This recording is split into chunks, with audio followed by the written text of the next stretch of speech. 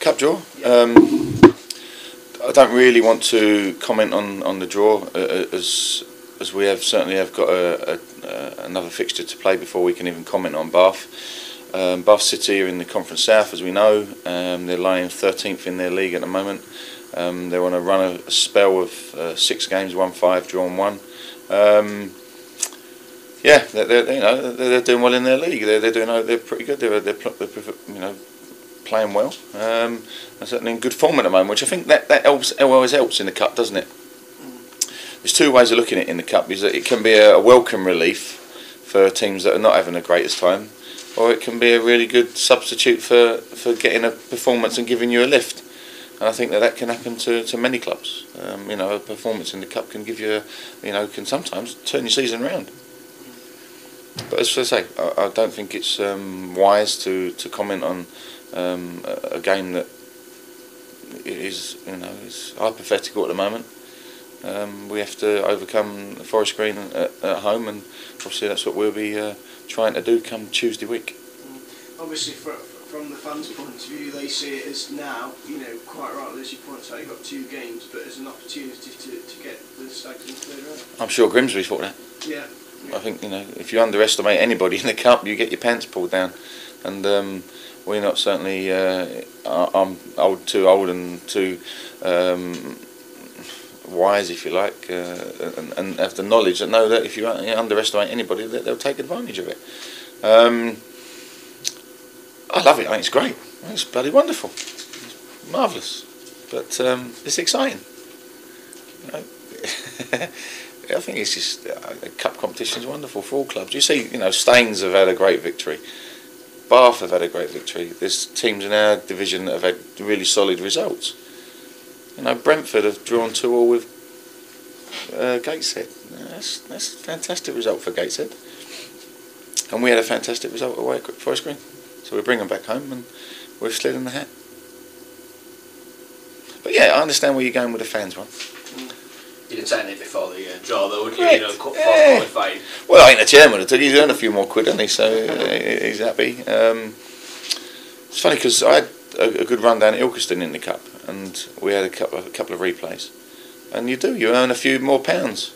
So the club will be hoping for a good turnout here. And if we can manage to get through, then obviously our focus again will be on a Bath City side. So I'm not really, it'd be silly to look beyond the next game. But, I understand where the fans will be looking at it.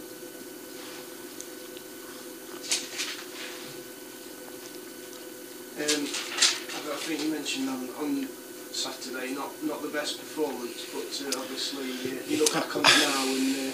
I think if I always try and be as honest as I can be. I think that it wasn't our best performance by a mile. It wasn't our worst performance by a mile either. I've seen the DVD. We had a number of very good chances in the first half, and I think we shaded the first half. So I don't wish to be too critical. However, I felt that there were certain areas of the game that we didn't play as well as we would like to have done.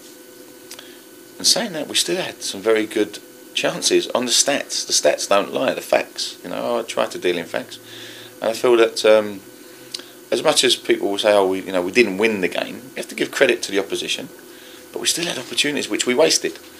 So a little bit more quality in midfield from passing. I felt we were solid enough, but full credit to Forest Green who played counter attack. I didn't think we got on top of the boy Brown in midfield, who had a good game. But saying that, I made the change fairly early, which I wanted to give the wingers time to get into the game, and I felt once they came into the match, we put them under more threat. So I think that the full credit to the 2 boys, Ryan and Craig. I've got honest players who they held their hands up. Some of them have said it wasn't their day, but on reflection, as I said before, we had a long journey down there. It wasn't round the corner, and I was a little bit critical after the game, but having reflected on it, I feel that we have to take it on its merit. And understandably, I'm delighted to be in the cup still. So, we have to give the players some credit. I'm not going to kick the dummy out of the pram and have a go at players. I respect them. We're on a good run. So, you know, I'm not a doom and gloom merchant. You know me by now. I think that people have to understand it.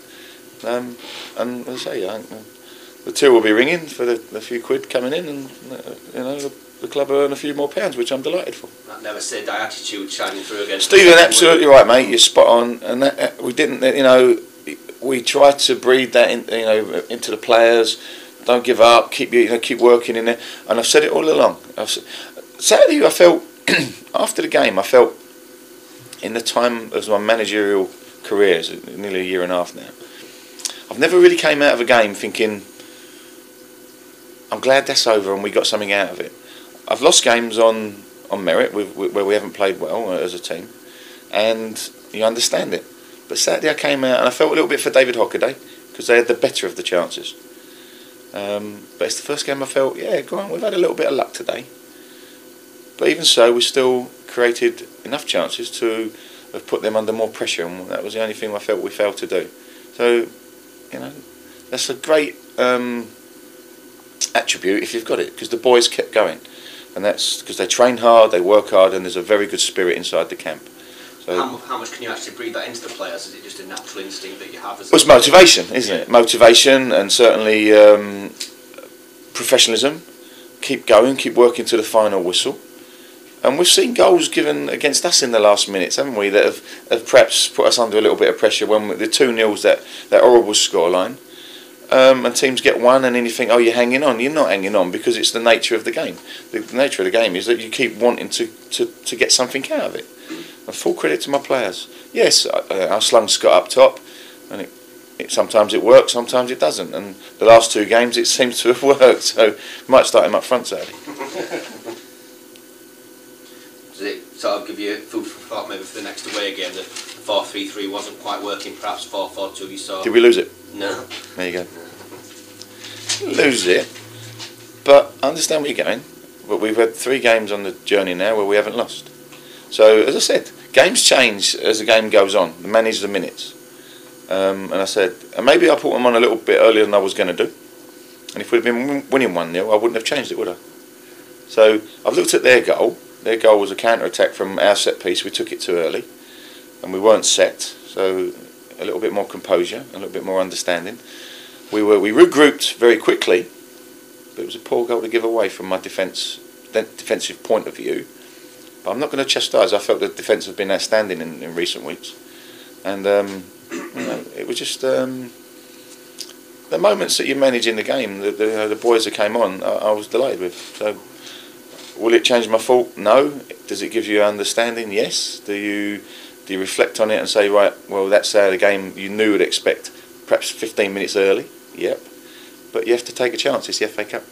So I didn't feel that all of our players played us to their maximum Saturday, for reasons that, one, I understand, and 2, they're not robots.